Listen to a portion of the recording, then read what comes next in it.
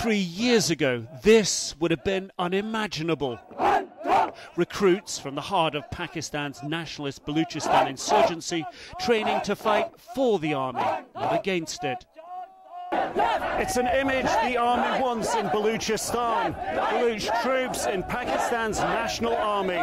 According to commanders, they've recruited 3,500 such troops since 2007. This whole idea, the whole exercise is to integrate the Baluchi youth. The army is also throwing open its doors to journalists to get its message out. A counterinsurgency, similar to US tactics in Afghanistan. So if you encourage all over province people to join the army, the state system, that is going to diffuse whatever insurgency is left in these parts. At the Army Engineering School, free courses given to hundreds of civilian students, filling an education gap the government can't. We are established since inception of Pakistan, and we have more expertise and variety here. On this 2-day tour of the country's largest province, racked not just by Baluch nationalist insurgency, but increasingly by Taliban violence too, we were shown what the army is doing to lessen tensions.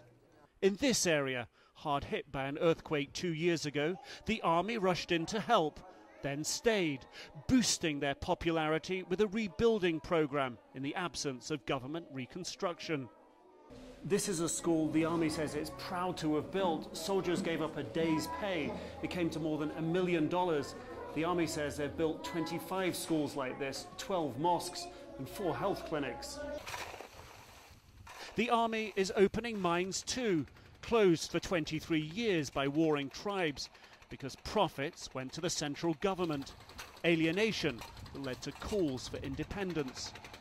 $75 million worth of coal extracted so far, $16 billion worth still underground.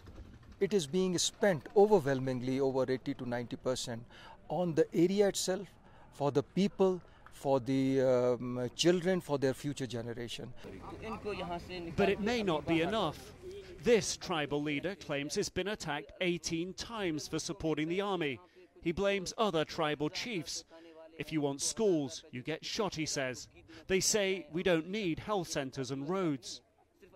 Back at the army base, Baluch soldiers train with wooden weapons. In a few weeks, they'll be using the real thing. They'll need to. Despite the army's best efforts, the insurgency is far from over. Nick Robertson, CNN, Quetta, Pakistan.